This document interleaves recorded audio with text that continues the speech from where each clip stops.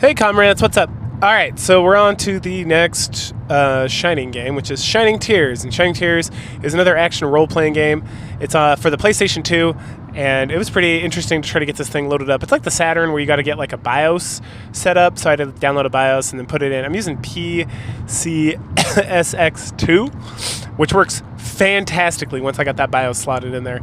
It even has like these, you can like, I found like a whole cache of like cheats for PlayStation 2 games, and you just like slot them into the folder and they just like load the fuck up without any issues, and you can just like turn them on and off ad nauseum. It's pretty fucking awesome.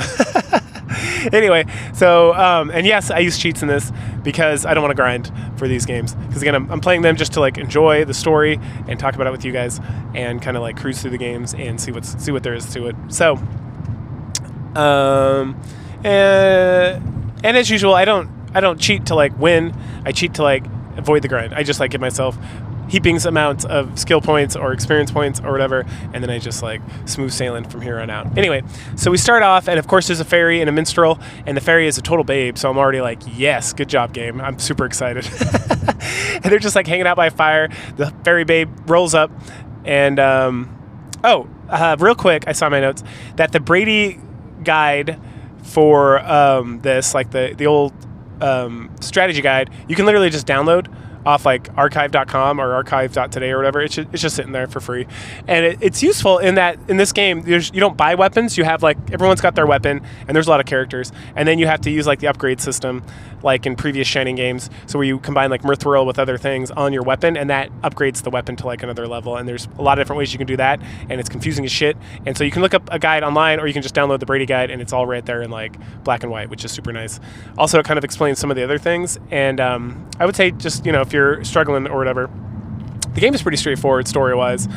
But for like leveling up and optimizing your build and stuff, you might want to do that or look up a guide online. Anyway, okay, so the fairy tells us the minstrel's been waiting for us, and that they're going to tell us a tale.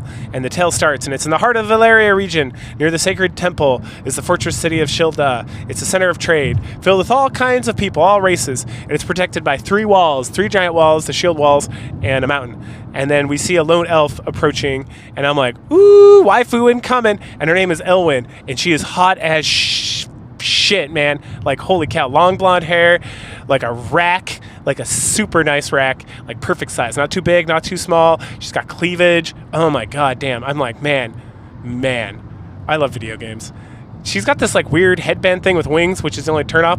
Oh, we also get midriff. Fuck, dude, this chick is banging, hands down the best waifu in this game. There's a couple other girls that can and we'll talk about them when they show up, but she's like a 10 out of 10 waifu, attitude-wise, sexiness, oh my god. And plus she's an arrow user, so obviously when you're playing an action role-playing game and you get like one partner with you, and you're like a melee fighter, you want the long range, right? So perfect, fucking all day. All right. Anyway, she's talking to herself. She mentions that it's been a long time since she's been to the Shilda, and then she notices there's a boy washed up on the shore, and this boy is the main character. His name's Shion. And when she races over to check on him, and she notices like there's a ring in the water, so she grabs the ring, and then rushes him inside like this inn that's nearby. Later on, the boy wakens up, and Elwyn has been there the whole time, and she never took off his armor though, obviously. Anyway, video games. She questions him, but dun dun dun, we have our old friend Japanese role-playing game Amnesia, which is set in, which is not like real amnesia at all, because it's like conveniently he can remember how to fight, he can remember all sorts of shit, his name, all sorts of things, but he can't remember anything about his past. So now we have mysterious past. Excellent. Anyway, again, I just want to reiterate, we get a lot of talk from Elwyn at this point, and she continues to jibber-jabber throughout most of the game, and her banter is always excellent. It's always on point. Anyway, she runs off and gets Dr. Pios. One of the things I like about Elwyn, One of the things I like about Elwyn is that she's sassy. Oh, she's so sassy. She's so good. Oh, fucking Elwyn. I love it. Anyway, so then Pios rolls up, he banters back and forth with Elwyn, and then the boy with the amnesia, and then he asks about his missing ring, and it's like, oh no, we got the rings here, and whatnot. And it's like, oh, here, I found this ring in the water, and it matches the ring on your left hand. That's interesting. And the doctor's like, oh, that's interesting. And let me see those rings. Now, this part was actually a little confusing because it seems like, okay, so there's a ring in the water. Elwyn didn't get the ring, but then he shows up and they're like, oh, let me see that ring. I didn't see that ring before. And then all of a sudden, like, both rings are there. So part of what I'm telling you is just like, well, I figured something in the localization or translation was fucked up. So I'm just going to go with that. Both rings were here. She picked it up because they literally are just like, oh, here's the other ring. And I'm like, okay. So they try to get the ring off his hand, but of course it will not come off. And then that makes Pio like super curious. And he's like, I'm going to look into this. And then he's like, hey, Elwyn, can you watch over Xeon, make sure he's okay? And she's like, you bet, he's a stud, and I'm a hot babe. So that's, and I'm a hot elf babe, and he's like a short, dark-haired protagonist in a Japanese role-playing game, and I'm a long, blonde-haired elf. Of course I'm going to hang out with this guy. Of course. And he's cute enough, why not? And she's like, yeah, I just came here to like fuck around and not do anything anyway, so what do I care? And I'm like, oh, and you're the best. So she's like, hey, you cutie, go ahead and get some rest. And then several weeks go by. Yep. Finally, we're healthy enough to like gain control of our character and start playing. So we talked to all the people in the tavern. There's some like drunks hanging around and some stuff.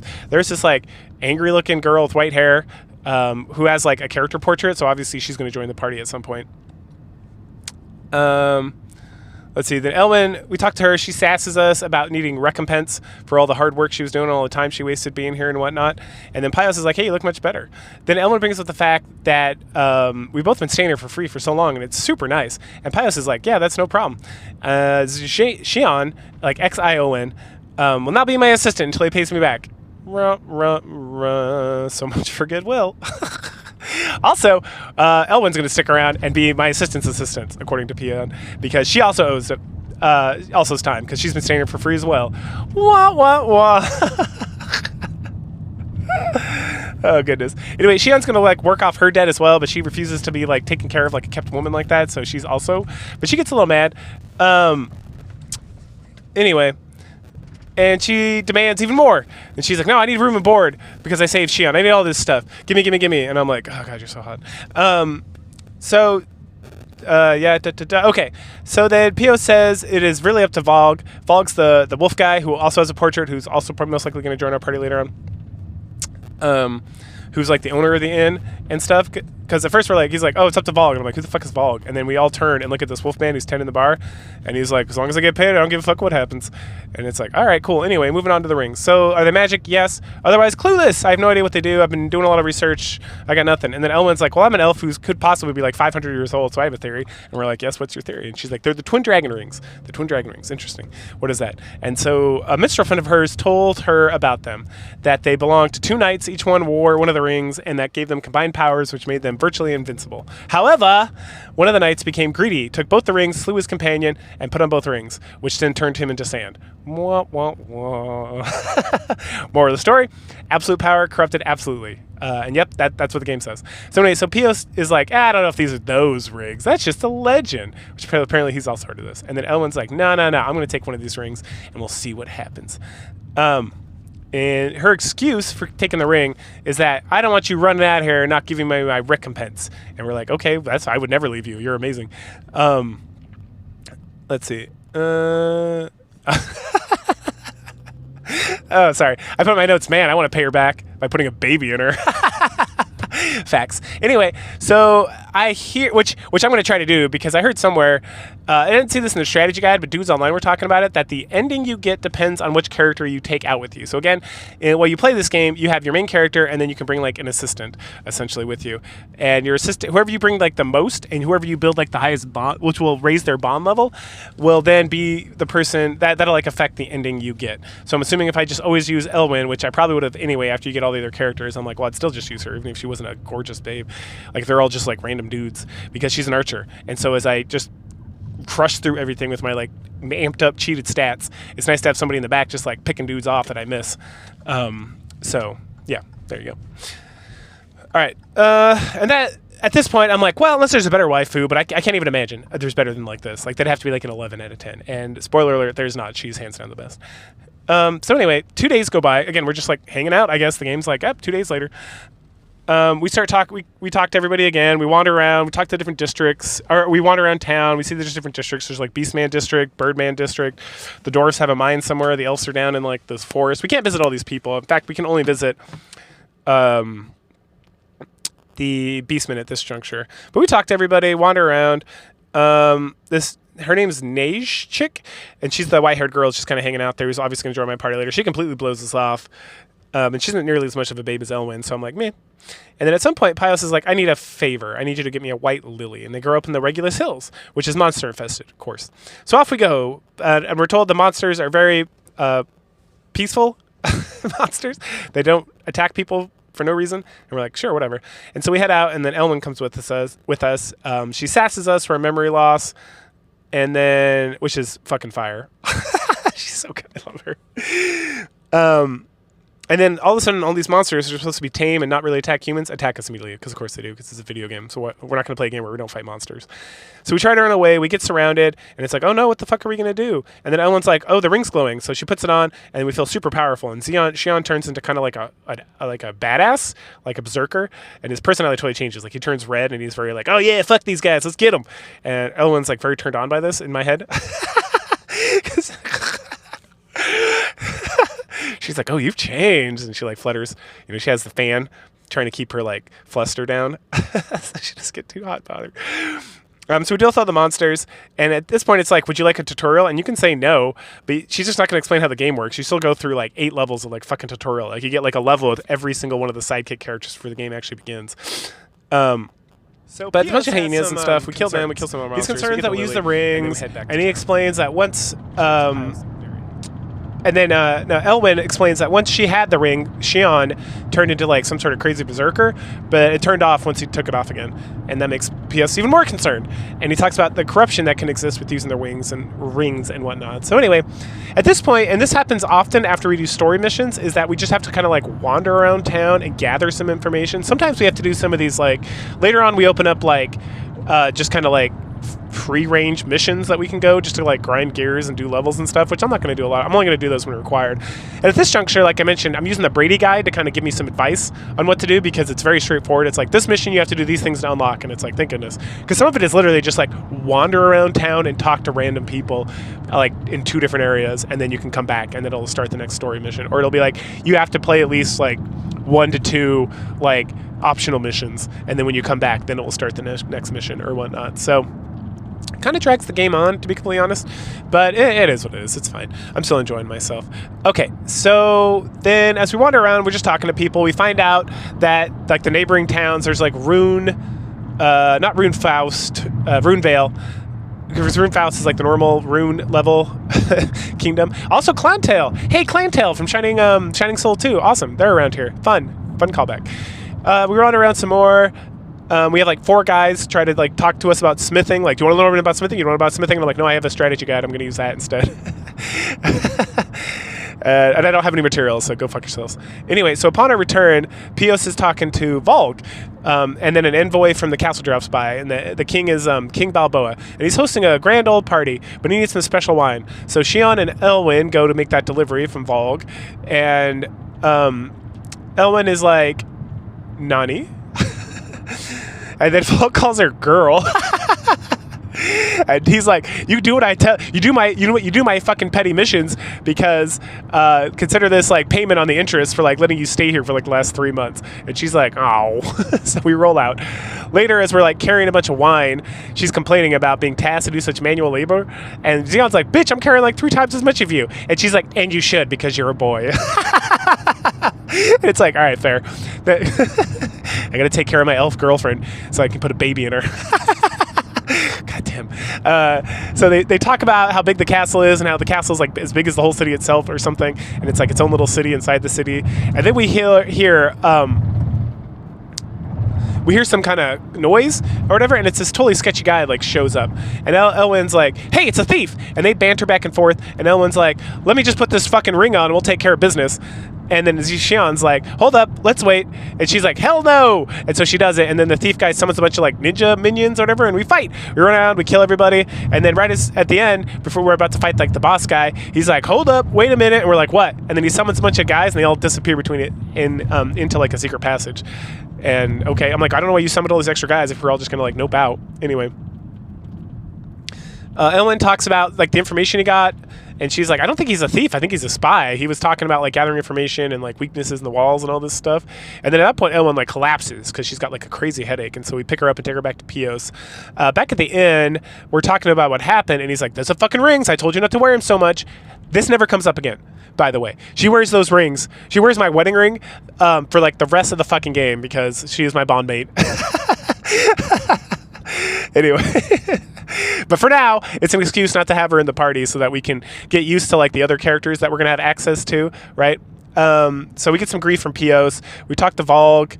He gives us some grief as well. And then this girl like runs in, and she's hot as well. Not as hot as Elwyn, but she's still pretty fine. So waifu number 2 option. There you go.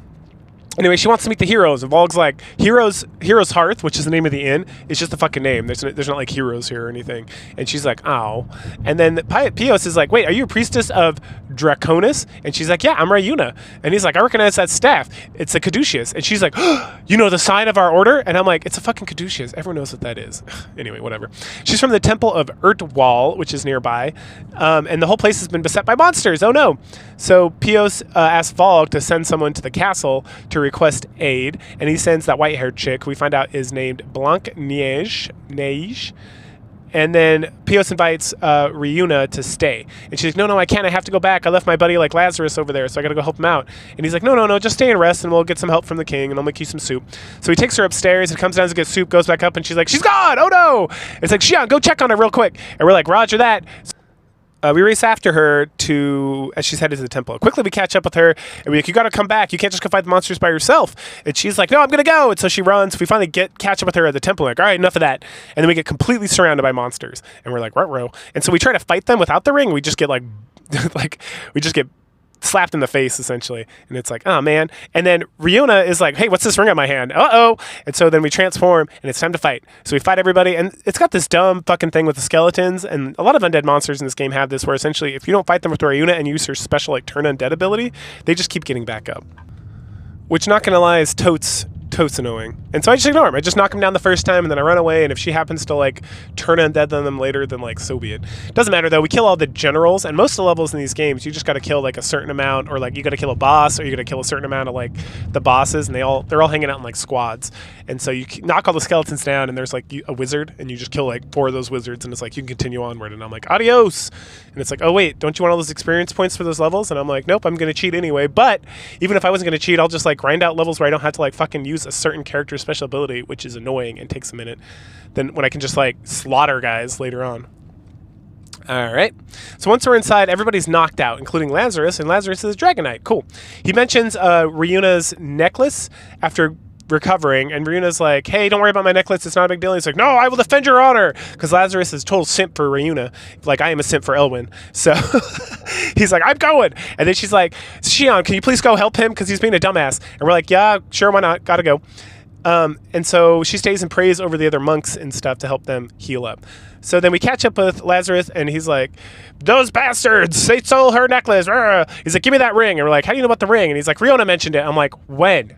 When did she mention it? I was literally there the entire time, and it never came up. Whatever. And so we hand him the ring, and it's time to fight. And we kill through all these guys, finally get her sacred necklace. And then Xian is like, that doesn't look like a sacred necklace. It just looks like a regular old necklace. And Lazarus insists it's special. So we're like, hey, is that like, this got some sentimental value for your simp nature? And he gets super embarrassed. Lazarus does. And then we follow him. And then we're about to follow up with Lazarus, but then we all hear like a bunch of boots stomping around. So we go to check it out, and it's dun dun dun. It's the Runevale army, and they're coming in mass over to Schilder, which is the name of the town. And it's like, huh, that's funny. What are they doing over there? And then Lazarus points out that that's a big enough force to lay siege to the whole like castle city thingy. So they must have been the ones who attacked the temple as well. So the temple must be dangerous. So we rush back. Ryuna has finally healed the priest, and she's like, okay, I'm going to cast like a shield spell, a barrier spell on the sacred idol, the sacred artifact, and then we can go into the town where we'll be safe, and we can get like more forces to kind of figure out what's going on and warn everybody. So she does. She casts her barrier spell. And she also mentions it doesn't make any sense that the holy city of like Runevale would attack a temple, nonetheless attack like a friendly neighbor. Okay, once back at the inn, Volk lets us know that the place, that the prince, they know what's going on. So what happened was that the prince of Runevale overthrew his father and took over the kingdom. He then changed the name of the place to Runegeist Empire. Like, okay, comic villain. I am now naming my empire Evil Undead Empire. And you're like, okay, are you guys the good guys? Of course we're the good guys. So why is the name of your place Evil Undead Empire? Anyway, good stuff. Okay, so at that point, we got to wander around town. We go talk, because at some point Volg's like, we got to get help from other people and figure out what's going on. So we go talk to the Birdman leader. He's like, go fuck yourselves. We're like, okay. Oh, excuse me. Another Birdman mentions that 2 of the 4 sacred heroes or renowned world heroes or whatever, Chirion and Asclea, are members of the Runegeist army and that they're here to fight. In the promenade, which is kind of like the main downtown area, we find that Shilda has no army, that they hire mercenaries, and that the reason, part of the fact that it's been peaceful so long is going to cause problems because no one's trained up, there's no army to defend the place, and all they got is like the shield wall, essentially. So we head back to the inn, and now Elwyn is back. She was gone before. I don't know what the fuck she was doing. She just wasn't around. So I guess we could be forced to use other people on this. So we chat about everything that's going on. Pios comes to fill us in. The vanguard of the army set up east of town, the Runegeist army, the Runegeist Empire army. And then all the mercenaries in town, once the army kind of showed up and set up, they all got the fuck out of Dodge. They just left. And Volg's like, those motherfucking cowards. And then Pios mentions that Volg is the head of the West Streeter Commander, or he's the West Streeter Command Brigade or something like that. And then Lazarus is like, damn, you're the leader of a mercenary group? That's awesome. And then it's like, yeah, but all my fucking people in my goddamn mercenary group like ran off. So all the regulars here that we were talking to before, all the drunks that were like sitting around, they're all members of this brigade, and they just like nope the fuck out. And so now he's like, oh, all I got left is me and Nige Blanc over here, or Blanc Nige over here, and he's like, stupid assholes. Oh, goodness. And then, the other thing, Lazarus is like, oh, damn, that's the Invincible Mercenary Brigade, or Force. And he's like, whatever, fuck those guys. And then we go around town, we get some comments about town, about the mercenaries leaving, about Volg and stuff, and about the 4 heroes. And then at some point, we mention to Volg about the 4 heroes, and he's like, you mean 5 heroes? And we're like, Nani deska? And then he points over to Blanc at some point in this like whole conversation situation, and he's like, she's the only one who hasn't left me. And she's a great sorceress. And then at that point, Rion is like, I want to join your brigade and I want to fight. And then Lazarus is like, oh, my lady, if my lady wishes this, I will join as well because I sent for her only. And you're like, oh, that's sweet. And Volga's like, hell yeah, let's do it. I'm burning up. At that point, Elwyn, who I sent for, steps up as well. So then I'm like, okay, yeah, if she's going to go, I'll go too because I want to put a baby in her. Just kidding. Xion at first is just like staring off in the distance, not paying attention to what's going on. And Volg's like, hey, you want to join too? And literally, Xion's reaction is like, huh? Like, the fuck are you thinking about, bro? There's a lot of shit going on here. You're just like checked out. You're just like, sorry, I was looking at Elwyn's tits and being like, I want to suckle those right now. Oh, goodness. And then Pia steps in. He's like, what are you doing? What's going on here? The rings are very dangerous, and we shouldn't use them like this. And again, this is one of those conversations that like doesn't come up again for a very long time. So anyway, Pius and Volg, they argue back and forth about the whole situation. And then finally, now that Xion is done checking out Elwyn, he's like, oh, wait, yeah, I do want to join the brigade. I'm sorry, I was not paying attention. I was thinking about putting a baby in Elwyn. And then Volg is about to declare everyone a members of the brigade, and then now she's like, I'm going to stop you right there. And she's like, I don't trust these rings either. I'm with Pios. I don't think we should be using them. And then Elwyn steps up, and she's like, that's my man you're talking about. Go fuck yourself. And they argue about it, and then finally Volg's like, all right, you two, all right, bitches, cut it out. Stop fighting. We're all friends here. Oh, goodness. He then take a PS start. Oh, yeah. Then the conversation just completely switches to that point, and now we're talking about attacking the camp, this little camp they set up. While the soldiers are trying to march and all that stuff, it's time to like get a preemptive attack going on. And Nige gets told that she's going to party with Xion so she can see what the rings are and figure all that stuff out, and that then you two are going to go and take care of this stuff. And she finally is like, all right, I'm Black Niche. I'm the Witch of Ice. And I'm like, that's sexy as fuck. You just moved up to number 2 on the waifu chart, right? Riona's kind of dropped a lot because I'm a bros before hers kind of guy, and Lazarus seems to really want to get his dick wet with that. So we're going to let him do it. Just like, that's cool, bro. Good luck. And then before we assault the camp, Niche asks us about where we're from. We don't remember. And she's like, what if you're from Runegeist? What if you have friends and family there? Or could you fight them? Could you really do this? And before Xian can answer, she says, never mind. And then she teases us a little bit. And in my head, I'm like, why is she being so dumb? And then later on, you're like, oh, that's why she's being so dumb. But we won't get there yet. Anyway, the teasing's great. And so that cements her second place. So it is now Elwyn by like a 10, and then Niche by like a 5, and then Riona at like a 0 because bros before hoes. All right. At that point, she takes the ring, and she's like, all right, let's fight, see what this fucking does. This time, we don't become a sassy berserker guy.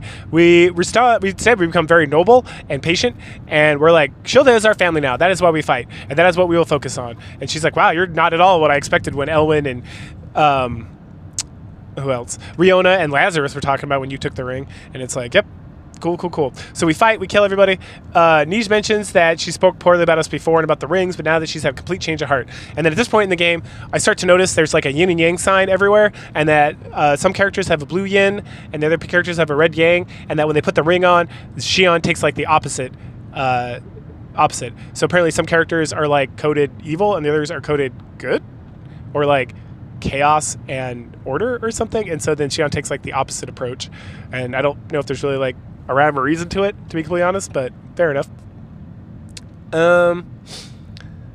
And part of her change of heart that she goes into, she mentions that she lost faith after all the old members of the Weisstrider Brigade just like quit out and left, and she's like, man, fuck this, what am I doing?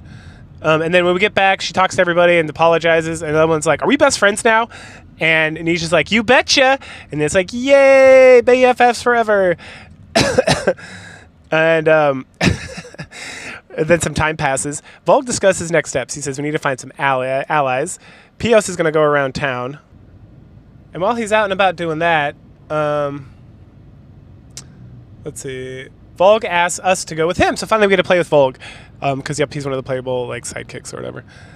And so Pius takes everybody out to just like meander about town here, and Volk takes us to talk to the racist dwarfs. Yep. So we go to the dwarfs and talk to them. They are extremely racist. They're curmudgeonly. And then we're over at the dwarf room, just like Volgan, the chief of the dwarfs, are like arguing it out. Finally, Xian steps up and he's like, hey man, can we just have some like a little bit of consideration about this whole matter? Like, we're all going to be in a lot of trouble if they take this thing over. It's not going to be us. And he's something about the walls being good and don't worry about it and whatnot. And then monsters show up, and some dwarf guy's like, oh no, there's monsters here. And it's like, you know what? We'll take care of this for you guys. And like, what? Why would you do that for us? And it's like, fuck it, why not? And so we give Volg the ring, and here we go. So we cleared that out, and at the end, the dwarf leader thanks us, and we're like, all right, man, see ya. And he's like, can we pay you? And he's like, nah, dude, we were just killing monsters. Like, you got good luck with everything, I guess. And then we leave. We report back to the team, and Volk literally says that the dwarfs are as helpful as a pile of rocks. And the people in town were just as unwilling to help. So that, I guess we're done. I guess no one's going to help us. But then Riona's like, hey, what about the king? What about King Balboa? And then Volk's like, fuck that guy. He's not going to do shit. But then now he's just like, hey, that's not a bad idea. Maybe we should do that. And Elwyn's like, I'm going to go talk to him. And so she's going to go. And then Volk and Gian she's like, hey, you two motherfucker, hey, boyfriend, and then that guy, your boss, you guys need to come too. So we head over there, and Balboa, who's a king, he is like, huh, chill, brah. We got big old fucking walls and stuff, brah. Like, we don't need to do shit. We're just gonna sit here. And it's like, hey, what about your guard? What about all these guys standing around here? And it's like, nah, brah, I need those guys here just in case, in case the walls don't fall through, brah. They get into a big old argument, and then it's time to wander around some town for a little bit more, and to figure out who to ask for help. And then finally, someone's like, hey, what about the giants? And at this point, this cat girl rolls in. And Volk's like, oh, fuck, it's this chick again. And it's like, it's me. It's Mao. And she is, and he's super sourpuss about it. They go back and forth. And we find out that Mao is like a personal agent to the king. And that she's super finicky. And that her and Volk have had some sort of relationship in the past. And he doesn't like really want to get into it. But he's like, I don't know about this. And she's like, she talks to us directly, or Xion, and is like, are you in the brigade? And she's like, I got a message for you. And Vol gets like super mad about the whole situation. once Volk takes the letter, because it's the king. And the king's like, hey, brah, you got this, brah. You have my full authority to defend the city all by yourself without any help from the king, brah. There you go. No money or shit. Good luck. And then Volk's like, fuck that guy. Let's go. So we want to go to the Giants, and Mal's like, I want to come too, and I want to help, and I want to join. And it's like, all right, sure, fuck it, why not? So we go on the map. Let's see. Oh, yeah. On Mao, as a waifu, while we're here, her model's okay, her like drawn model or whatever. I'm not a big cat girl kind of guy. There's a lot of dudes who are into that for some reason. I've never gathered why exactly. If I was gonna do anything, it'd be more the bunny girl thing, but I'm not like a big fan of that either, to be completely honest. It's like fine. And then her personality is pretty meh. It's kind of cute, but she's not even going on the waifus list at all. So at this juncture, we have Elwyn as like the queen supreme by like a huge distance. But if for some odd reason she becomes unavailable as like a waifu, Blanc Neige she'll do fine. She'll be okay. She's fine. So we head to the giant land, and they're like up in the mountains and stuff, and Dongo is their leader, which is pretty funny.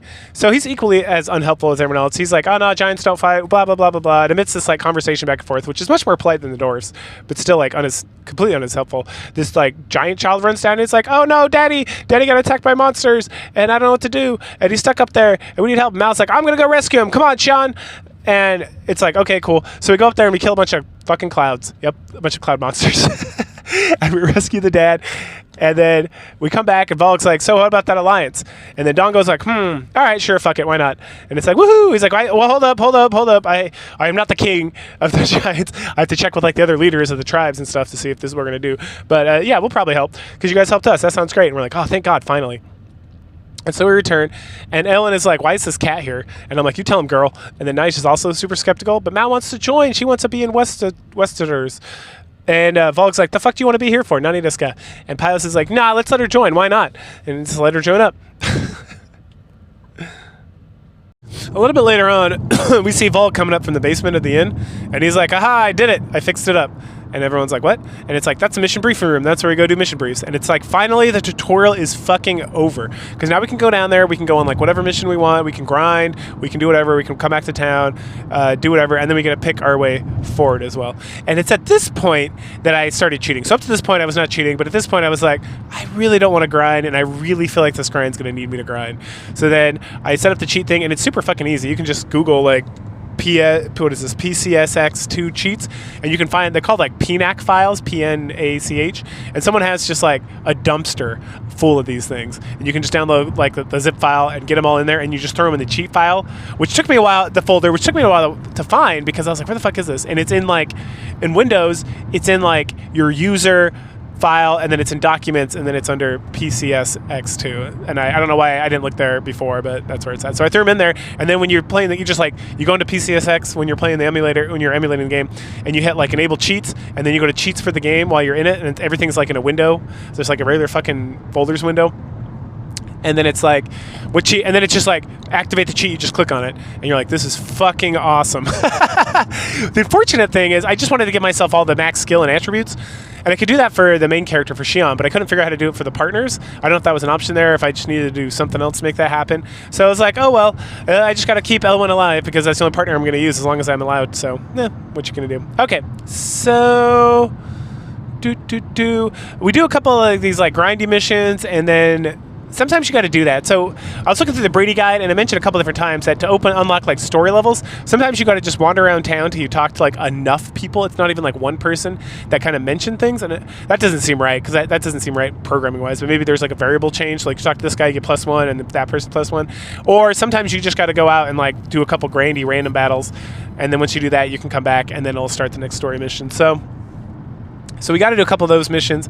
And then a guy comes rushing in the inn, and he's like, the Giants are here! And we're like, oh no, what do the Giants want? So we go talk to the Giants, and they're like, we're here to make war! And we're like, fuck yeah.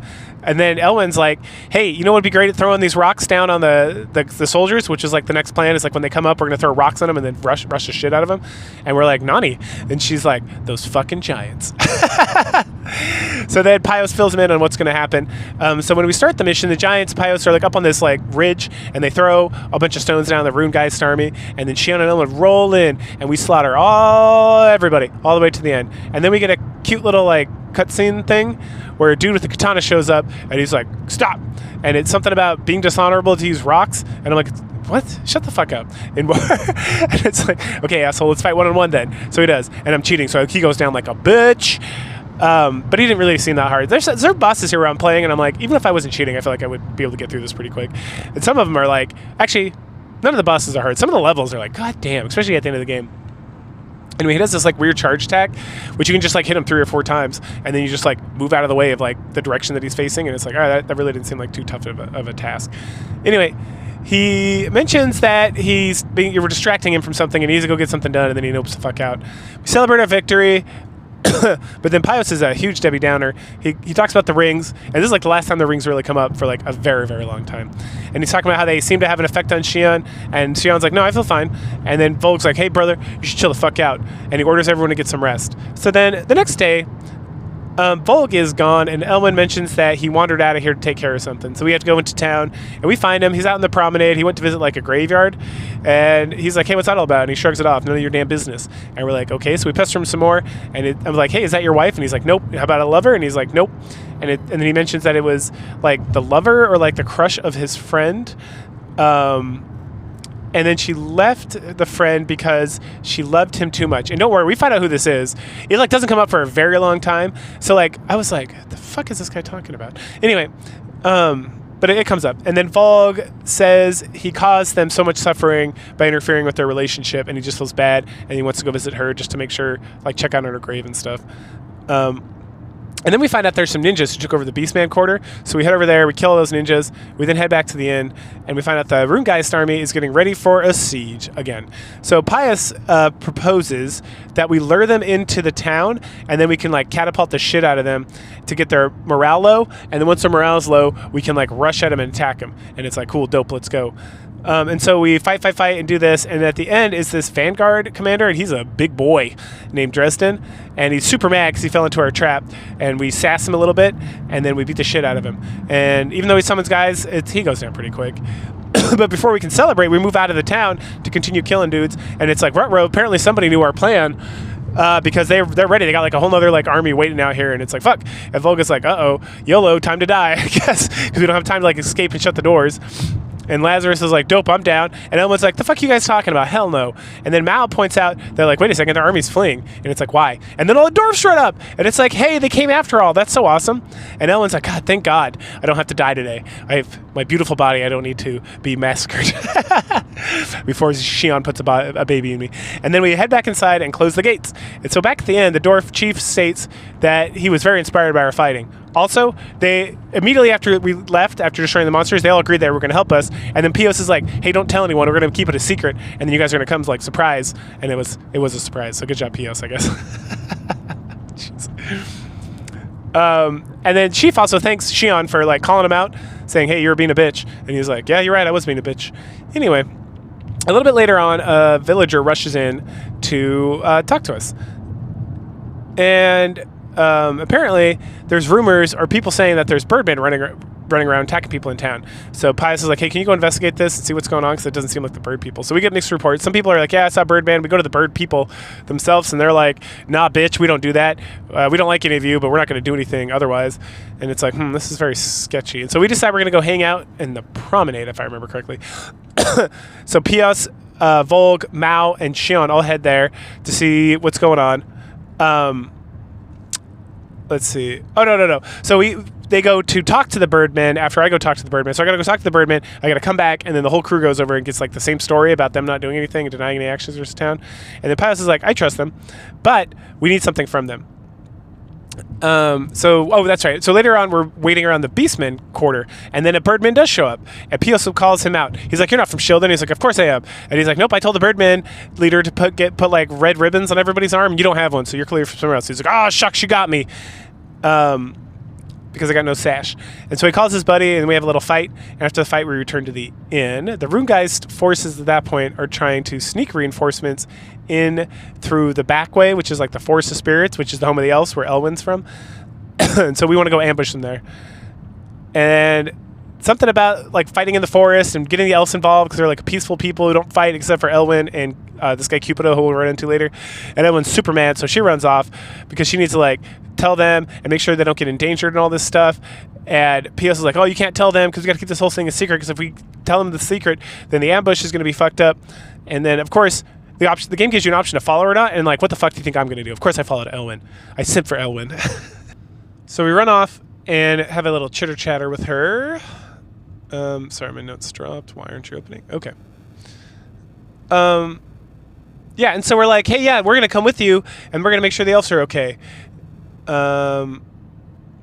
Let's see, is Notorious Simp? I follow immediately. Yep. But first, we got to get permission from Dad, I guess. We got to go talk to Volk. So she's like, I'm going to go. And so she runs off, and then Volk and everybody else, we talk to them, and we're like, hey, we're going to follow Elwyn and help her out. And Volk's like, I don't know. All right, fine, that's fine. But let's all go back inside and hang out in the inn for a while. And then at some point, Volk's like, hey, where the fuck's Mao? And like everyone's like, I don't know, I haven't seen her either. And then she just like rolls up all shady like. And then we have this conversation where like, Mao, you're the best. We all appreciate you. And everyone's like, yeah, Mao, we're so happy to have you here. You were annoying as shit at first and stuff. And then, all right, guys, let's go to the forest. And then Mao's like, hold up, everybody stop. And we're like, yeah, what's up, girl? And she's like, I'm the room guy's spy. I'm the one who's been telling him everything. And everyone's like, and she's like, the whole plan with the forest thing that like got leaked, that's a lie. It's a trick to ambush you guys. So you're going to go do an ambush, but there's like a double ambush. There's ambushes and ambushes. And that the whole thing's being led by this Galahad guy. Galahad's the prince. And he is totally evil, and he's totally crazy. And PS mentions that like, oh yeah, we knew that. We knew you were leaking the information all along. And she's like, what? And he's like, yeah, we're going to have a counter to that plan. So we got a counter to their counter to the plan that was the counter plan. God damn. Oh, man. So we're setting up like a reverse ambush to their reverse ambush. What the fuck? Anyway, but first, we get a scene of Vol giving Mao some like secret instructions, and elsewhere Xian finally gets to catch up with Elwyn, and we're walking in the village with her, and everyone's like, oh, the princess has returned. And I was like, of course she's a princess. She's the elven princess. And she's like, yeah, I wanted to keep it a secret. And then her uncle rolls up, and he's some duke something, and he's like, girl, I'm so glad you're back. The Runegeist army is coming to cause problems, so we all have to hide. And then she's like, we're gonna stay and fight, you guys go hide. And Uncle's like, fight? And everyone's like, sasses him and like, get everybody and go fucking hide. And he's like, okay, I love it. And then Rutro, the Runegeist army's already here. Oh no, what are we gonna do?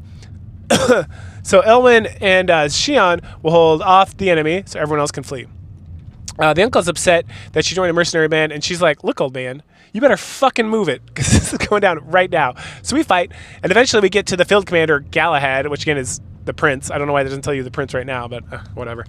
At some point, he calls Mao a traitor, and that she will never be able to find her father, which is like the whole mission of her life or something. And then Vol gets super mad because, spoiler alert, Vol knows exactly who her father is, but has never told her, hint, hint. So we fight that asshole, and then afterwards, the uncle's like, oh, Elwyn, you did such a good job, you saved everybody, but it's time to go back to being peaceful and not fighting in this mercenary band and such. So I get a big argument about that.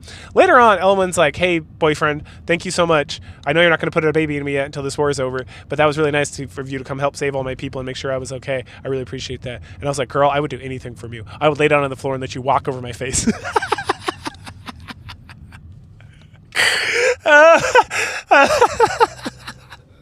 That's not what he says. He's like, you bet, chum. What are good old friends for? And then she's like, friends? Is that what we are? And we're like, and Xian's like, nani desu ka? And then she's like, whatever, forget about it. And I'm like, damn, Xian, why are you such an asshole? Like, she clearly wants you to put babies in her. Like, the fuck is wrong with you? Anyway, Xian gets all confused, and then she like wanders off. She's like, you know what? I don't care that you're a dumbass. I'm still happy, and I appreciate it. And I'm still going to get my baby, and I'm still going to get that seed stuck inside me at some point. I'll figure it out. And I'm like, cool, girl. Sounds great. So back at the end, Volk's talking about punishment time for Mao for being a traitor and all this stuff. And then Xian, we can decide if we want to go ahead with the punishment, or we can be like, no, if she doesn't need punishment, we love her. And I'm like, I love her, I guess. I just want like peace, and you know, she was a good guy at the end of the day, and we all won. So like, there's no reason to like keep this bullshit up. And he also mentions the fact that if she had not like changed her mind and come around to our side, that we would have all been like burned to death in that forest fire they were going to start as like a counter to whatever. And in my head, I'm like, no, Pios already knew that was going to happen and already had plans for that not to happen. So that literally, she did nothing. But but I stand by my decision to be like, Nami, Mao, you're doing great. There's some arguments about punishing her or not, but finally we all decide we're just going to trust her and that she's one of our friends.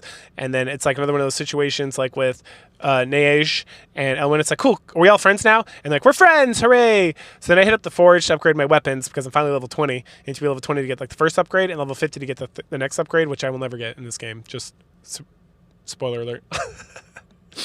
Anyway, the next up, Mal lets us know that the Runegeist army is going to try to push through the desert. So we have to head out there to stop that, and that they're sending out monster generators that we have to destroy. On the second map in to the desert, we run into Katana Guy again, which is literally named like... Is he named Katana Guy? I don't know. Maybe I'm just calling him Katana Guy. He's looking for someone. Why? Why is he in the desert? None of your damn business. And then he runs off. And I'm like, okie dokie. There's a lot of poisonous stuff here, which is annoying as shit. And a lot of the plants like shoot at you like turrets. And then some of them shoot poison at you. So if you're playing this game, just a word to the wise. You might want to bring some antidotes. Or cheat. So at the end of this whole little battle Sharingabanga is Masked Man. He looks pretty badass. He's got a sweet helmet and everything. And this is apparently Ascalay, the legendary hero. And he tells us why he's involved in the invasion. It's but only if we can beat him. So he uses some charge magic that has some generators lying around that summon monsters, but we beat that ass pretty hard. At that point, we demand answers, and he's like, "Au contraire, you haven't won yet."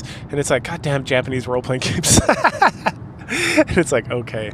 So he summons a giant sandstorm, and then we hear a voice, and it's a Katana Guy. He charges in, and then Ascalay like bounces back and is like, whoopsies, I'm out of here, adios. And then the samurai guy, or the Katana Guy is like, you bastard, I'll get you, Visage. And we're like, Visage? And then he takes off too. And it's like, okay. So we head back to the inn, and then Pylos is like, huh, that name Visage sounds very familiar. I'm going to look into it. And then we head back over to the siege, and the Runegeist army have sent out more reinforcements, this time led by Chiron, like the centaur from Greek mythology. And he's the other legendary hero. That's right. And so he has a whole elite force. And this time, the plan is just to fucking fight him in the open plains, because YOLO. And Pylos is like, the heavens will be on our side, and like taps his nose and winks, and we're like, okay. But he does mention that timing is going to be super important. So he'll let us know when it's time to go to battle. And then Volg's like, the fuck, man. And Pylos is like, tee hee hee. So at first we just got to do some fucking optional missions. We hear about Chiron around town, and then at some point Pylos is like, all right, it's time to go. So we do that. We kill our way through the first map, and then on the second map it starts to rain. Yes. And it's like, oh, we'll get help from the heavens because they're centaurs, and the horses get stuck in the mud. So this is obviously what Pylos was talking about when he talked about that. So Elwyn points out essentially, if you're too stupid to realize what's going on, she's like, look, the rain turns dirt into mud. Mud is hard to walk around. That's going to slow centaurs around. And we're like, thank you, Elwyn. I'm not retarded. But you're still hot, so fuck it. Anyway, so then next up we get to Chiron, and he's pissed because we're beating his army's ass. We call him out. He tells us shut the fuck up, and we fight. And after just handing him defeat, like on a silver platter. Let's see. We're about to strike him down, and then Katana Boy shows up, and he's like, no, I can't allow you to fight to kill Sharon. And so Sharon runs off, and then Neige is like, hey, Kenner? And he's like, Nani desu ka? And it's her brother! And he's like, Ira, what are you doing here? And it's like, your name's Ira? And she's like, you need to stop. And he says, and then he's like, I have nothing to do with this fucking attack. It's too underhanded. And then Volk looks over at Neige and is like, Kiner, huh? And Neige is like, he is the first prince, Kiner, Flamberge Gradinus of the Holy Kingdom of Runevale. And that means she is, dun-to-dun, another princess. Don't worry, there's more. Fucking princesses. Anyway, she's Ira Blanc Neige Grandianus, the missing princess. So head back to the end, and Neige explains how she ended up like this. Several months ago, someone tried to kill her. A young blonde fella showed up and saved her, and she later found out it was Galahad, who's her brother. Oh, that Galahad, that asshole. He's also a prince. He's a younger prince. Not the crown prince, I guess. But he's the one who ordered the assassination. The man also told her that Galahad planned on attacking Shilda, so that's why she came over here and joined the Whist Ringers, or whatever. Everyone talks about how great Blanc is and how they love her, and it's like the big group hug and all that, and how they totally trust her and there's no worries about that. And then Cheon's like, so about this Kiner fellow, and she's like, oh yeah, he left a long time ago to study swordsmanship in the East. That's why he's got the katana, get it? And then he must have recently returned when he heard about the war. He definitely still wants to stop the conflict too. He's like, this is bullshit. I don't want my people to die. This is some god-awful like nonsense.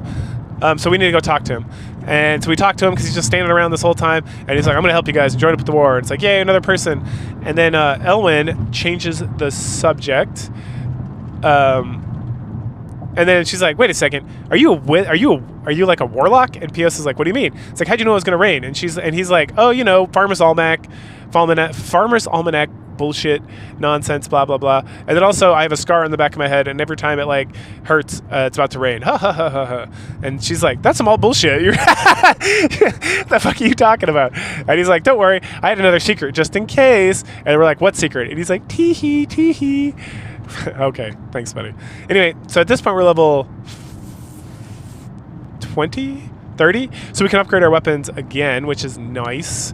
We head back over to the briefing room, and Mao announces that there's a flying castle, or like a mobile castle that's coming to attack us. And we're like, the fuck? And so Elwyn goes check it out, and she's like, oh hell yeah, there's like this thing, and it's like, it's coming. It's like this move. It's like a big tank fortress. And Pia's like, all right, I got a plan. This time the Birdmen are gonna help us assault. They're gonna drop us right in. Airborne, motherfuckers. So they do that. We hit the fortress. Everybody splits up. We're all going to different places to find like the power room or the cockpit or whatever to make this thing stop moving, and then we'll like figure out the rest of the problem. At that point, Galahad shows up. He does some taunting and then pieces the fuck out. Oh, at first he's like, oh, hey, there you are, sister. And it's like, bro, she was here before, you dumbass. And so Volg takes the rest of the crew, and they go to like stop the tank. Literally, they're like, hey, we're going to go stop the tank while you fight all these guys up here. And we're like, cool. And so not only do we fight all the guys in the tank, but we also go stop the tank. Worthless. Anyway, Galahad... at some point we fight Galahad. Oh, we fight Galahad here. Everyone runs off. I literally hit Galahad like one fucking time, and he goes down. And then we find Chirin near the engine room, and we call him Ascalai's who's Visage's puppet. This battle is crazy. It's got like tons of bow knights, and Chirin is just like running all around or whatever. And there's lots of like cover, as in not like cover to hide behind, so you don't get shot with arrows. As in like there's like that parallax thing, where you have like the top level and then the bottom level you can run around. So there's like whole parts of this like level, but you can't even see what the fuck's going on. So it's kind of terrible. Anyway, it's not that hard because again I'm cheating. And then after the battle, Chirin's about to charge Xion, but then Kiner shows up, and he's like, aha, I found the engine. It's right here in this room. And so he destroys it, and then he's like, you gotta fucking end this war right now. And then Kiner states that Vestige is the one behind all of this, and that Chirin needs to stop taking his orders and stuff. He then orders Xion to retest as the Prince of Runeville. Anyway, and then the rest of the crew shows up. And then Kiner bemoans being gone this whole time, and that he could have prevented the war, and then he should have never gone east to practice warfare or to fighting and all that stuff, and none of this would have happened. And then he challenges Xion to a duel to end the war, I guess, and he goes down pretty quick. And then he tells Xion to kill him, and even the Berserker Xion is like, nah, bitch, why would I do that? Visage is the real enemy. Why would I? What? Why did we join up? And I was like, I thought he already joined up. Like, the fuck? Anyway, so Chirin shows up to announce the retreat is ready, and Karen's like, where's Visage? And he's like, he went to the Temple of Etwar with like his loyal monster enemies. And so they're like, all right, we're going to head there instead, and we're going to beat his ass. And then Visage shows up in the tank, and it's like, ruh-roh. And Kiner goes to attack him. He gets hit really hard, and then Visage starts talking about the vessel, the beast god, and he casts a spell knocking everybody down, and then Lazarus uses the power of light. He's a dragon guy, if you forgot, because I've never used him or talked about him really. And then he goes and he strikes Visage with the power of light so strong. Right before he does that, he apologizes to Ryuna, who's like, no. He then says goodbye, and then they both like explode in light and disappear, and the only thing left is the necklace that we got with him for Ryuna earlier. And apparently she explains later that this is some sort of like super paladin dragon magic attack that uses like all his life force to destroy the enemy, and everyone's like, no, Lazarus, we're all dead. We're all mourning his death. Back at the inn. And then at that point, the minstrel and the fairy are here. You remember the minstrel and the fairy from the very beginning of the game when we got the introduction? Yep, they're here. Awesome. His name is Cupido, and the fairy is Maple. Aw. She's pretty hot for a fairy, not gonna lie. And then Elwyn's like, what's up, girl? And they like hug it out, her and the fairy, because they're homies. And then we found out Cupido is one of the 4 heroes, right? We heard about him from the Elf Village. He's like the great bowsman. But he's given up being a bowsman to be a minstrel and whatnot. And Mao is literally like, oh, he's so hot, I want to fuck him. Oh, Lord. And then we get into a discussion about Ascalay and Visage and about his death and about what the next steps are and whatnot. And at that point, Pios wanders in, and Cupido's like, "Hey, what's up, Ascalay? How's it going, man?" And it's like, "The fuck?" And the Pios is like, "Oh yeah, that's my name, Ascalay Pios, some other bullshit." And it's like, what a goddamn game. He's been here the whole time. So they have a cute little reunion, and everyone calms down after a little bit about Pios being Ascalay, and it's like this Visage guy was just pretending or something. And then we fill Cupido in like the whole story about what's been going on and stuff. And he's like, "Oh man, I wish I learned about this stuff sooner. I could have really helped." And then he tells us some more bullshit that we knew all that stuff anyway. And that about Visage pretending to be Ascalay, tricked Galahad into imprisoning his father. Cupido helped him escape, or helped Niamh escape. And then he's obviously the young man she was mentioning earlier. And then it finally gives us some new information. He talks about how underneath Shilda is the vessel of the Beast King, and it's some ancient technology thing.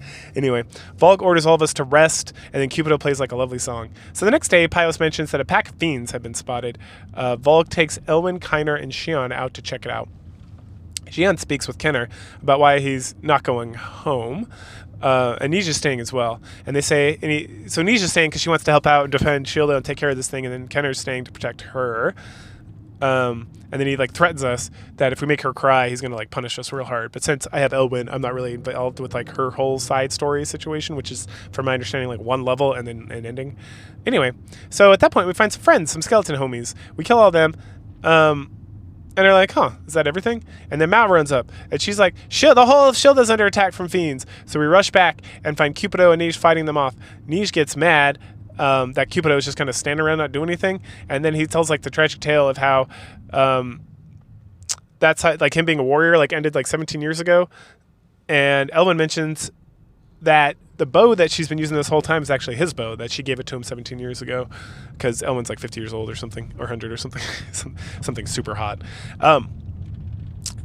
And then we chat about Cupido being involved in it all, and he talks about fate, and then he gets his ass back together and is like, all right, I'll help, I apologize. And then Mal's like, "Galahad's overhead," and so he drops down, and he has Visage with him, and it's like, uh-oh, Visage is not dead. And then Pios calls him out, they bicker for a little bit, and apparently Pios lost all his magical powers 17 years ago as well, so whatever those fucking dudes were doing like 17 years ago was like a big problem. Anyway, Visage is using the body of the great sorceress Zenovia, and Volg is pissed that Lazarus missed his attack.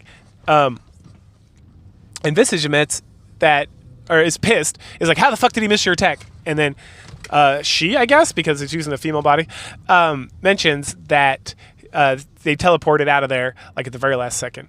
And then Visage is like, "I want to get that Grace King body, and I want to, or the Great King, the vessel of the Great Beast King, and I want to destroy the whole world." Then Visage and Galahad nope the fuck out. Volg orders everybody back to the Hero's Hearth, down to the headquarters. Cupido renounces his renunciation of never using the bow again. So he can help fight, which is cool, even though I'm not going to use him. It's like, thanks, brother. Anyway, but he wants to join up, and he wants to do this because of Zenovia, who I guess is one of the great heroes. And this goes back to like, oh, there were 5 great heroes, I guess, because then there's also like Maximus or whatever that gets brought up later. But we don't find out too much about that, to be completely honest. So at this point, we can choose Kyner and Cupido as our partners. But of course, we just bring Elwyn. And so we kill lots of undead, we hit the leaders, move on, and then we get down, we were like clearing the whole of Shilda out of like all these monsters. We get to the Birdman district, and there's Visage awaits. Visage says that we've been playing into his hands this whole time. Ho, ho, ho, ho. So we fight, there's lots of minions. Visage is pretty easy to kill, not gonna lie, as long as we kill the minions first. And then once defeated, it looks like Zenova's body is released from like this dark Visage cape thing. And then, but there's still like the creepy mask. So Galahad rolls on in. He's like, "Ooh, I'll take this mask. I'm going to combine, and I'm going to be super powerful and get everything I ever wanted." Ooh. So he does. And he screams about having power of the beast god and being invincible and all this stuff, and then he pieces out. Cupido proceeds to scream loudly at his unconscious girlfriend. I mean, that's not the case at all, but he's like very sad. And he's like, wake up! And then Zenovia is actually alive, barely. And then Shion gets ordered to go and get Pios. So, excuse me, at that point, Shion starts to malfunction in his brain because of the amnesias that coming back. And he's like, wait, I know Zenovia! And then it's like, hold up, you got JRPG amnesia. So he doesn't actually know anything. And then she wakes up, and she's a total babe too. Like fucking Sega, as a side note. Like I'm all about Elwyn, but every girl here is like a banger. No, I'm not gonna lie. It's like Sega really cooked with this one. Anyway, and she's like, "Where's Shion?" Oh, and she's like, "Oh, you've gotten so strong. I'm so proud of you." And it's like, dun dun dun, it's mommy. So we got a MILF. Yes. And she's like an elf or something because she's got pointed ears and whatnot. And I'm like, what? I keep it. I was like, Nani desu? And then Volk mentions Maxima, who I guess is my dad, who is one of the 5 heroes, who's I guess the only one who's actually dead. It doesn't really come up, and no one really bemoans his loss or anything. He's just not around. At that point, she asks Cupid and Volk to look after Shion, and then she dies. And then Shion and Cupid all cry out to the heavens, no, no, no. Later at the end, Pios informs us that she's fine. That she was just being dramatic, because bitches do. I swear to God. And he's like, the prognosis is she's going to be 100% fine. Jesus. So at that juncture, Mao comes charging in. Galahad is attacking the castle. Oh no, it's time to head out. So we clear the gardens out. It's the same level we fought that little spy guy in. And it's like, how are we going to get inside the castle? And then Elwyn's like, oh, there's a secret passage. We should use that. And so we very easily do. And that takes us down into the sewers. Figures. And this is an interesting level because it's kind of got a puzzle. You have to like go and click some stuff to open other things to get like through the room. So that's fun. Then we're into the castle, and once we're in the throne room, we find he is now referred to himself as the Mechanical Emperor Galahad, and he's like a mech. Which is kind of cool, to be completely honest. And then, so Kyner, his older brother, calls him out, and he's like, true power comes from the heart. And Galahad slaps the shit out of him, and then he shoots a fucking missile at us, and then threatens us. And locks on to deliver the killing shot when dun dun dun, Lazarus shows up. That's right, he's not dead. In fact, he blocks the missile, and he's like, I have come back from the pits of hell to destroy you. Which is baller as shit. And then Lazarus absorbs some of the dark energy, which allows us to break. No, he absorbs some of the dark energy, and then he breaks through Galahad's invincible shield thing that was making it so he couldn't attack him. And that means it's time for Shion and his waifu Elwyn to finish him off. So he flies around, does a lightning shield thing, shoots missiles. Anyway, kick the shit out of him. And as he's dying, he says, I just wanted to be strong like my brother, and stronger than his sister. Wow. Sexist much? Damn, Galahad. Oh, that's some toxic masculinity this guy's floating around. Anyway, back at the end, Elwyn questions if the war is actually over. And clearly she's never played a JRPG before, because of course it's not, you dumb bitch. Let's go to bed so I can put a baby in you. Anyway, everyone starts to celebrate. Mao asks Lazarus about his resurrection, and Ryuna says she is so happy he came back. And then the simp blushes for his simpy? I don't know. And then Mao's like, ooh, someone's blushing. Ha ha ha. This whole scene's very cute, actually. I kind of joke, but it's very well written and acted and whatnot. At that point, Volk points out that Nige and Kyner are gone, and because they're not in the mood to celebrate, obviously, because we just killed their little brother. Then Ryuna tells us that she secretly prayed for Lazarus' return, and because of the power of her faith, she was able to resurrect him. It's not so explosive, but pretty much that's what happens. Then we go chat to everybody, and we find Mom upstairs, and we're like, hey, Mama. And she's like, hey, I was so worried about you when you fell off that cliff. And then when Vicious took, and that allowed, I was so concerned that is when you fell off the cliff that allowed Vicious to take over. So that's how we ended up in the water with the rings. We just like fell off a cliff. What happened before then? No idea, but that's what happened. Anyway, we party all night, and the next day we have a scene where a new army is approaching Shilda. So we go back to the inn. Mao comes charging in as usual to tell everyone about the army, and Volk's like, what the fuck? And then outside, we find a raven folk shows up, and he's like, what's up, homie? And Volk's like, what's up, Bakuto, the black wings of death? He's actually not a bad guy. And he's like, I've come from Lord Diocles. He's the Lord of Bestia, of the Bestia army, and he's surrounding Shilda. And then we find out that Cupido is the one who summoned the Bestia army in the first place. He had summoned them because he was worried about the Runegeist army getting access to the Behemoth Stone, or the, what do they call it? The Vessel of the Lord, of the Beast Lord. And so now Bakudo is like, all right, everybody, you got to get the fuck out of here. Because originally we came to help with the Runegeist army, but now we see that the seal on like the Vessel of the Beast King is weak. And so we're here to destroy the whole town because we're the Shining Force. Yep. Plot twist. And then they're here because of some Covenant of Light, and they have 24 hours for all the citizens to evacuate so they can destroy this whole fucking thing. And that's because Behemoth will awaken soon, the Dark Art of Destruction. And that is what is born from the Vessel of the Beast God. And all this fighting, so what's been going on, what Vestige was doing all this whole time, he was getting people to have dark energy, to be concerned, to be worried, to be fearful, to feed into the dark energy. Some real anime kind of like bullshit logic, but excellent. And I was like, damn, that actually kind of makes sense. Like this whole plan, it's Because it is. It's like kind of bullshit anime logic, but at the same time, you're like, oh yeah, he wasn't trying to capture the city. He was just trying to get people to be all sad eponymous, and then because he knew underneath there was going to be this thing that was going to gather sad emotions or whatever, and then it was going to awaken the behemoth, and that was going to destroy the whole world. That's actually not a bad plan at all. And then Elwyn's like, how the fuck is destroying the whole town going to solve this problem? And then apparently, if they destroy the whole town, it will destroy like everything underneath it, and then it'll just kill everyone or destroy all the monsters and whatnot beneath the castle and whatnot or something. And it's like, okay. And if we do that, the vessel will be deactivated because there's no more sad emotions or something. And Shion is like, is there no other way? And Bakuto is like, well, the decree's been given, so gotta do what we gotta do. So Volg, you're in charge of the executions. Or executions, the evacuations. And the dude just fucking takes off. And after he takes off, Xion asks Pios about this Covenant Light and about the Shining Force. So the Covenant Light is agreement all nations of Vestia to team up to destroy the darkness. The Shining Force is the army that is gathered for this purpose, and the Covenant of Light supersedes all other authorities. So yep, everything the Bestia is doing is fine. Then a guy just like randomly shows up, and he's like, monsters are stealing people, we need help. And so we're about to head off.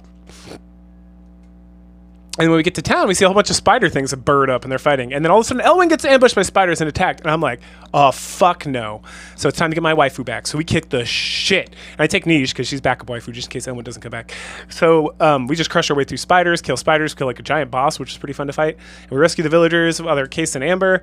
And then once we kill our way all the way to the boss, we rescue my wife by destroying it completely. And then others seem not as lucky. There's still a lot of crystals, and there's like people in those crystals, and they seem like they're completely trapped. And then someone mentions that they're there to feed Behemoth's revival because they're like aware, so they're very sad, eponymous, and that's gonna make the Beast King come to life even faster. So the only way we can stop this from happening is to neutralize the vessel. So we sit around and talk about what we can do about this, and at that point Rena drops to her knees because Draconius is calling her. And like, the fuck is, like, fuck is Draconius? And she's like, he has awakened. And I'm like, I still have questions about what Draconius is. It's her god, apparently. He's like the idol back at the temple that we've never really addressed and has never come up before this point. I'm sure in some Japanese version of this game it like explains this earlier on instead of just being like, Draconius is calling. And I'm like, the fuck is that? Anyway, and then she remembers that there's a mural at the temple with Draconius fighting the behemoth. So okay, cool. So we gotta go rescue Draconius, head to the temple, and make sure that we can fight behemoth. So on our way there, we went into Black Knight Arthur. Hey Arthur, it's Arthur, the Shining Force guy who's in a lot of these games. Fun.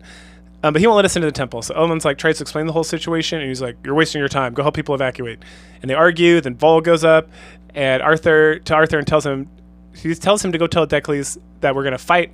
If he wants to fight, we can have a fight, but we're going to the fucking temple. So we go back to the inn, we chat with everyone, we sell all the shit that we've been gathering up for a long time. Then it's time to push through the Forces of Light. So we push through like a whole bunch of levels, and we just fight like boss after boss after boss. There's like Black Fangs, Balhara.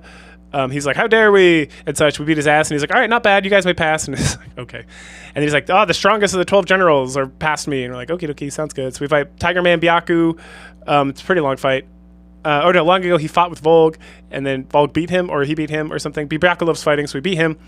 And then there's the shinobi guy from before. That's right, the thief who broke in and stuff. He's upset that we call him a thief. He's the ninja master Vaca, one of the generals. He's pretty annoying because he keeps teleporting away. Like, I hit him once and teleports away. And unfortunately, my waifu, Elwyn, just loves shooting her fucking bow and doing like minimal amount of damage because she's not cheated up to be strong, because that's not the cheat that came with the game. Or came with the fucking emulator.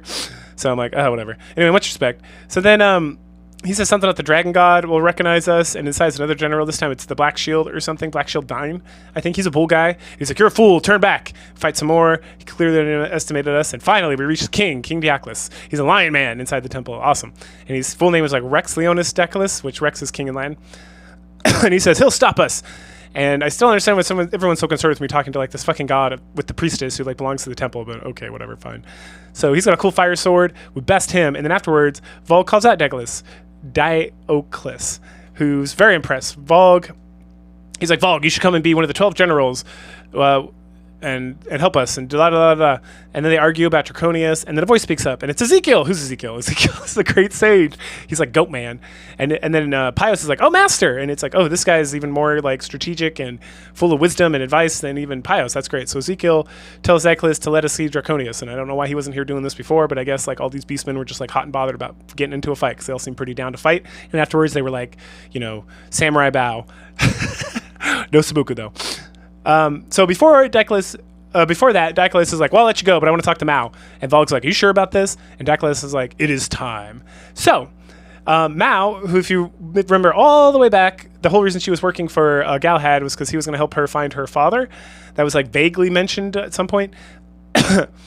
And then Diclus asks why she wants to find her father, or what she's going to do, and she's like, I'm going to wring his neck for abandoning me and my mommy. So that's why she became a spy and Runegeist and such. And then Mao talks about how he needs to take more responsibility,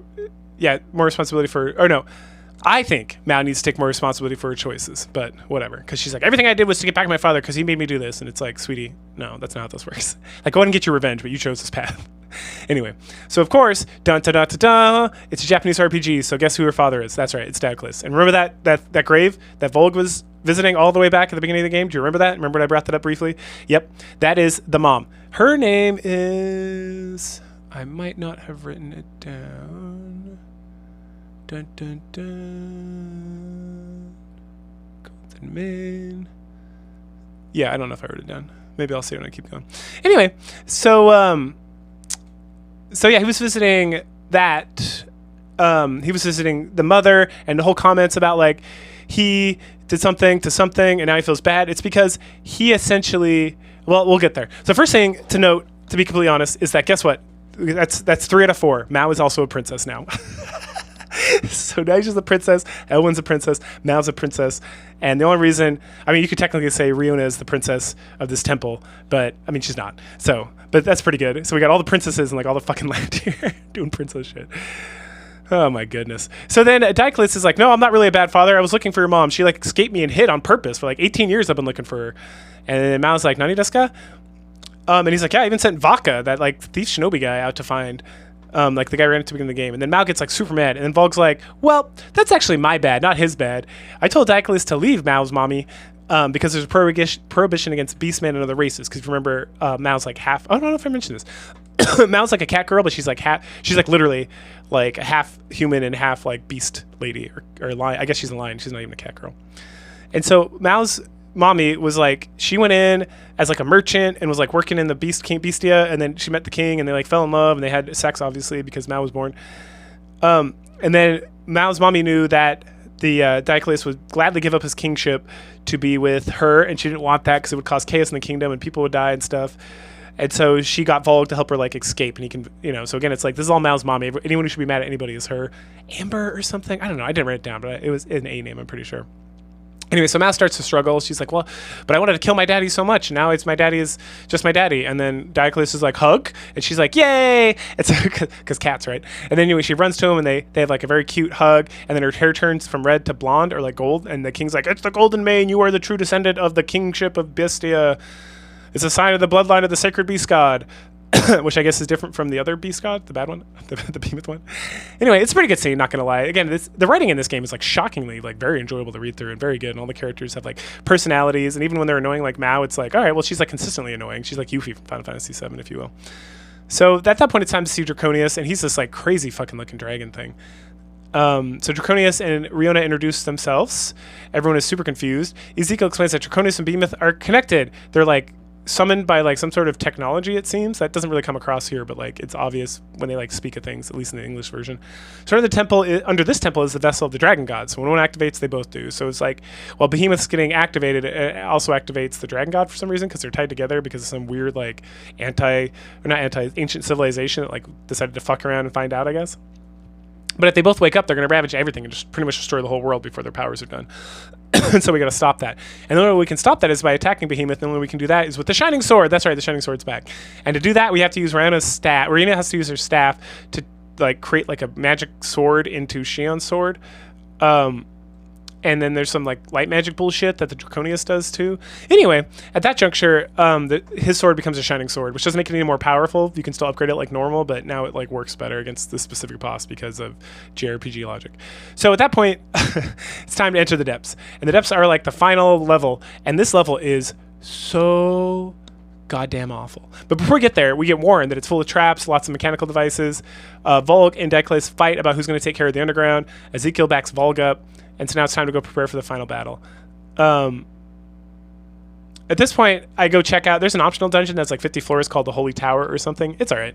It's just like kill, kill, kill, kill, kill, get stuff. I wasn't like getting that much experience or getting any good loot, so I was like, fuck it, whatever. I got to like level 10. At that point, it's time to go kill Behemoth. So Vault gives everyone like a hype talk. Mommy comes over, gives us a hug, tells her to come back safely and that she loves us forever. Everyone goes around and makes comments about Scion. My elf wife tells me I still owe her a baby, so I have to be safe, and I'm like, get her done. And then Kyner's like, when you get out, let's duel. And then everyone else just says like, I'm so grateful, I'm so grateful. They're very boring comments, to be completely honest. Maybe they're better if you actually hang out with those characters more, but I did not, so I don't know. Anyway, as I've said before, this dungeon is fucking nuts. Like, I cheated. I have like maxed out strength, maxed out life, at least on my main character, right? And then Elwyn, I just have like, the way she's on level like 35 or 36, and everything's in like evade and dodge and not get hit stuff, right? Because I just want her to stay alive so I can get more like bonding points or whatever you call them in this game. And I was like, God damn, dude. Like, she died a lot. And the levels would just, like, drag on. And at some point, a couple different times, there were so many guys on the screen. Like, literally, there's, like, a level where you take there's 2 different levels where you take elevators. And then it's, like, elevator first floor, second floor, third floor. And every time you just, like, open battle to battle to battle without, like, a break. And, like, as you beat the previous battle, the next battle happens. And on a couple of those battles, you literally start in the middle of this elevator with you and Elwyn. And then it's just, like, there's not even room to move. Like, there's so many bad guys. And I'm like, if I don't cheat in this game, like, you would have to do so much fucking grinding to get through this level. I was like, what the fuck? Like, sometimes I'm like, I don't know, maybe I should just play through some of these games, right? Like Shining Soul or like Shining Force games. But a lot of times with these action RPGs, I'm like, there's absolutely no reason not to cheat because they pull shit like this. And it's like, bro, I don't got all time day. I don't got fucking forever to grind out all this bullshit. And like, I just want to play these games and get the story so I can talk about them on my dumb YouTube channel, right? Or BitChute or Rumble or whatever it is. Anyway, but the emulator like was crawling on this thing. It was like insane. And then all these dudes, when they blow up, they put poison on the ground. I'm like, you literally, like, how the fuck, man? Like, and it's like, it's not even like, oh, this is like you take an elevator, another elevator, and you get to Behemoth. This is like 27 fucking levels into this thing. Like, there were so many levels. It just kept dragging on and on. And like, there's nothing like this. I think the most levels one of these dungeons ever had was like maybe 10. And this was like triple that almost. Like, it was so long and so awful. I was like, what the fuck? And then we get to Behemoth, and he's like, I will destroy you. And then he goes down like a bitch. Like, even if I wasn't cheating, he barely did shit all. Like, he like very slowly like threw an arm across the screen. And like, I was like just dodging that, and Elwyn was just plugging away at him. And I ran up and like hit him like maybe 10 times, and then he died. And I was like, fuck this game. No, I like it. For story purposes, it's great. But this last level, fuck that game. Anyway, so then there's Earthquake. We all return to the crew. Mommy comes out to tell us that we're such a good boy and gives us a pat on the head. And we're like, I love you, Mommy. And then the rings get brought up for the first time since like Battle 6. Because they're like, oh, I'm so proud of you. You mastered the rings, Shion, and they didn't overtake you or anything. And then Pios is like, yeah, I was worried there for a minute. I'm like, oh, yeah, he was. Which me playing this game was like 12 days ago. I was like, did he say anything about that? And I was like, oh yeah, I think he did. Jesus. Like, it was so long. And at that point we get our Elwyn ending, and it's like, oh yeah, here we go. So she teases us. She talks about bringing up the promise that she's never going to leave us, and we're always going to be with her, and that she wants us to put a baby in her. But of course it's a Japanese game, so it's more like, oh, she blushes softly. She's like, oh, are you going to stay with me forever? Blush, looking away. Shit like that, right? It's like doing an AI fucking date with like Taki or one of these other like PG level like AI chatbots. Where it's like, I pull out my dick and shove it in her face, and she's like, looks away bashfully. But yeah, it's just like blushes and talking about being together and staying together forever and whatnot. And I guess I'm a half elf, so I could be around for quite a bit of time. It's like Erwin and Elwyn. Wait, is that the same name? Elwyn? No, her name is, God damn it, in Lord of the Rings. It's Strider. What's his name? And then the girl, isn't her name Elwyn too? Arwen? I think it's Arwen. Anyway, so that's pretty funny actually. I didn't even think about that till right now. So yeah, there's your elf and your half elf. It's ripping off Lord of the Rings. Good job, Shining Tears. Honestly, good job. Excellent. And at that point, after that very precious scene, we get the credits roll, and then we get some like shots, some like painted backdrops essentially that are pretty cool. Like, it's just like Maple, Cupido, and Elwyn hanging out, the sister and brother Kyner and Nige hanging out, stuff like that. It's pretty good. But yeah, that's Shining Tears. And it's pretty good. And there's a sequel to this game called Shining Wind, and then I guess there's an anime sequel to those two, which I will maybe try to track down once I get there. But the next two games we're going to play are Shining Force Neo and Shining Force Neo Exa. which are made by a different company, but are also action role-playing games. So we'll see how those go. But yeah, I really enjoyed this. Honestly, mostly because of Elwyn. No, I mean, even without Elwyn, if I had to do Niche or even Mao, like the characters were good, they were interesting, the story was kind of fun. It was like a fun romp. Definitely worth cheating, 100%. Just like the grind in this seems like real awful, to be completely honest. So I'm glad I didn't do that. And yeah, I highly recommend. So go ahead, like, share, subscribe, comment, and I will catch you guys later. Bye.